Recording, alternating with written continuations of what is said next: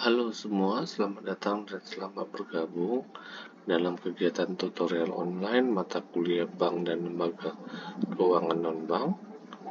Adapun materi kita hari ini adalah lembaga pembiayaan. Adapun tinjauan mata kuliah dapat dibaca. Nah, setelah mempelajari modul ini, mahasiswa dapat menjelaskan konsep dan operasional perusahaan pembiayaan. Yang kedua adalah proses, mekanisme, transaksi, dan teknik pembiayaan leasing. Yang ketiga adalah mahasiswa diharapkan mampu menjelaskan ruang lingkup dan pengelolaan modal Ventura. Yang keempat, mampu menjelaskan pengelolaan mekanisme transaksi dan fungsi kartu plastik. Yang kelima adalah menjelaskan ruang lingkup operasi, perjanjian, dan risiko anjak piutang. Konsep dasar di mana pendanaan dan kerjasama pembiayaan ada pinjaman dari bank. Pinjaman dari bank ini merupakan metode pembiayaan di mana entitas atau perusahaan atau organisasi memperoleh dana dengan meminjam dari lembaga perbankan, di mana pinjaman ini biasanya disertai kewajiban pembayaran pokok dan bunga dalam jangka waktu tertentu sesuai perjanjian kredit. Yang kedua adalah penerbitan obligasi, di mana obligasi ini adalah surat utang yang diterbitkan oleh entitas untuk mendapatkan dana dari investor, di mana penerbit obligasi berjanji akan membayar bunga secara periodik dan mengembalikan pokok pinjaman saat jatuh tempo. Yang ketiga ada penerbitan medium term notes, di mana medium term notes ini adalah instrumen utang dengan jangka waktu menengah, biasanya antara 1 sampai dengan 5 tahun. Di mana medium term notes ini lebih fleksibel dibandingkan obligasi dan dapat diterbitkan sesuai kebutuhan tanpa proses penawaran umum yang kompleks. Yang keempat ada pinjaman subordinasi, di mana pinjaman subordinasi ini adalah jenis pinjaman dengan prioritas pembayaran yang lebih rendah dibandingkan pinjaman senior jika terjadi likuidasi, di mana pinjaman ini memiliki risiko lebih tinggi bagi pemberi pinjaman sehingga biasanya menawarkan bunga yang lebih tinggi. Selanjutnya ada penambahan modal stok, termasuk melalui penawaran umum saham, ya. Ini melibatkan peningkatan modal perusahaan dengan menerbitkan saham baru kepada publik melalui initial public offering atau IPO atau right issue bagi perusahaan yang sudah terdaftar di bursa, di mana modal yang diperoleh menjadi bagian dari ekuitas perusahaan. Yang selanjutnya ada sekuritas aset, di mana sekuritas aset ini adalah proses mengubah aset yang tidak likuid seperti piutang, kredit, itu menjadi efek yang dapat diperdagangkan. Ini memungkinkan perusahaan mendapatkan dana dengan menjual hak atas arus kas masa depan dari aset tersebut.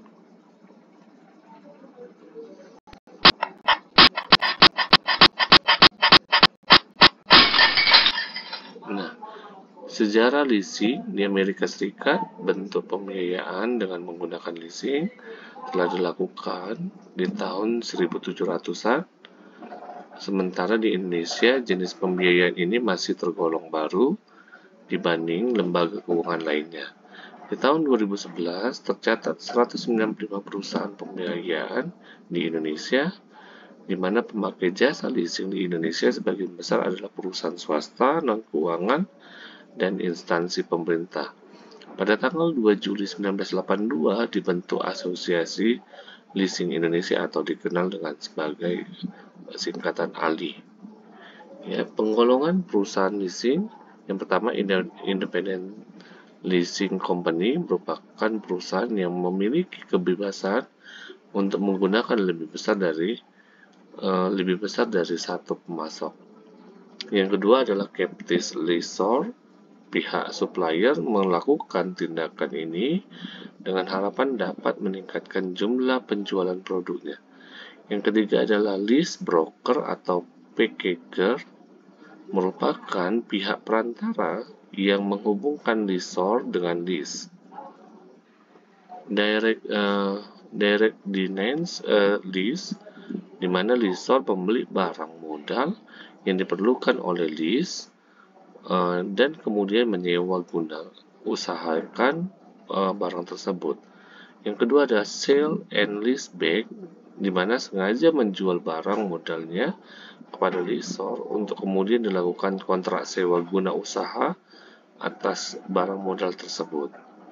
Yang ketiga adalah leverage lease, melibatkan pihak kreditur dalam pembiayaan dan pada umumnya bersifat jangka panjang.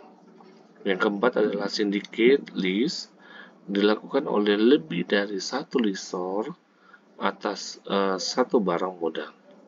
Yang kelima, cross border lease, terjadi bila pihak lessor dan lease berada pada negara yang berbeda. Yang keenam ada vendor program, metode penjualan yang dilakukan oleh pihak vendor kepada konsumen dengan menyediakan fasilitas leasing. Adapun kelebihan dari leasing ini, yang pertama adalah pembiayaan penuh, di mana leasing menyediakan pembiayaan hingga 100% dari nilai aset yang dibutuhkan, di mana leasing tidak perlu menyediakan uang muka yang besar seperti pada pembelian kredit konvensional, sehingga memudahkan akses terhadap aset produktif. Yang kedua ada fleksibel, di mana fleksibel ini struktur pembayaran leasing dapat disesuaikan dengan kemampuan dan kebutuhan leasing. Hal ini meliputi fleksibilitas dalam jangka waktu. Jumlah pembayaran dan jadwal pembayaran yang dapat disesuaikan dengan arus kas perusahaan. Yang selanjutnya ada penghematan modal. Dengan leasing, perusahaan tidak perlu mengeluarkan modal besar sekaligus untuk membeli aset. Yang selanjutnya off balance sheet. Dalam accounting treatment, kewajiban leasing tidak muncul sebagai utang di neraca perusahaan. Ini dapat memperbaiki rasio keuangan perusahaan dan memberikan fleksibilitas dalam struktur keuangan. Yang selanjutnya ada diversifikasi pembiayaan, di mana leasing memberikan alternatif sumber pembiayaan selain pinjaman bank tradisional, di mana hal ini mengurangi ketergantungan pada satu sumber pembiayaan dan memperluas pilihan pendanaan perusahaan. Selanjutnya ada lebih murah. Biaya total leasing seringkali lebih ekonomis dibandingkan pembelian secara kredit, terutama ketika mempertimbangkan aspek pajak, maintenance, dan nilai residu dari aset tersebut. Selanjutnya perlindungan akibat kemajuan teknologi, di mana leasing melindungi lisi dari risiko keusangan teknologi. Ketika masa lease berakhir, lisi dapat mengganti dengan teknologi yang lebih baru tanpa terbebani aset lama yang sudah usang.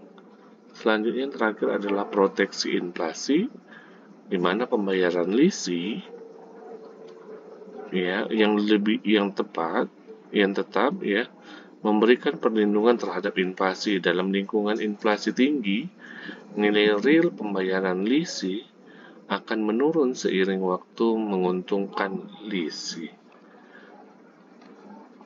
Tujuan modal Ventura yang pertama adalah memberikan kemudahan dan kemungkinan bagi pendirian suatu perusahaan baru. Yang kedua, membantu pembiayaan bagi perusahaan yang sedang mengalami kesulitan dana dalam mengembangkan sebuah usaha. Selanjutnya, membantu perusahaan ketika perusahaan berada dalam tahap pengembangan produk dan dalam tahap kemunduran. Selanjutnya membantu penciptaan produk baru. Selanjutnya memperlancar mekanisme investasi di dalam dan di luar negeri. Selanjutnya mendorong pengembangan proyek riset dan pengembangan. Selanjutnya membantu pengembangan teknologi baru dan memperlancar terjadinya alih teknologi. Dan yang selanjutnya membantu dan memperlancar pengalihan kepemimpinan suatu perusahaan. Jenis kartu kredit merupakan alat berbentuk kartu yang diterbitkan oleh suatu lembaga keuangan dan dapat digunakan sebagai alat pembayaran transaksi pembelian barang dan jasa untuk menarik uang tunai.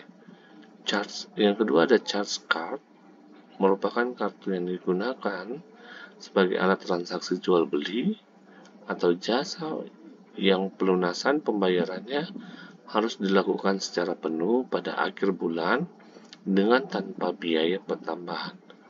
Yang ketiga debit card, merupakan transaksi menggunakan kartu debit, pada prinsipnya hampir sama dengan transaksi tunai. Yang keempat cash card, di mana kartu ini berfungsi untuk melakukan penarikan tunai di ATM atau penarikan langsung tunai melalui teller bank.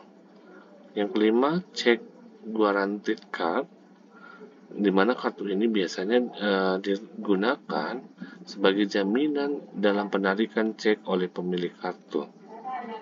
Adapun jenis anjak piutang sebagai berikut. Nah, manfaat anjak piutang yang pertama adalah membantu administrasi penjualan dan penagihan. Yang kedua, membantu beban risiko. Yang ketiga, memperbaiki sistem penagihan. Keempat, membantu memperlancar modal kerja. Kelima, meningkatkan kepercayaan dan kesempatan untuk mengembangkan usaha. Demikian yang dapat saya sampaikan, semoga dapat bermanfaat. Sukses selalu. Terima kasih.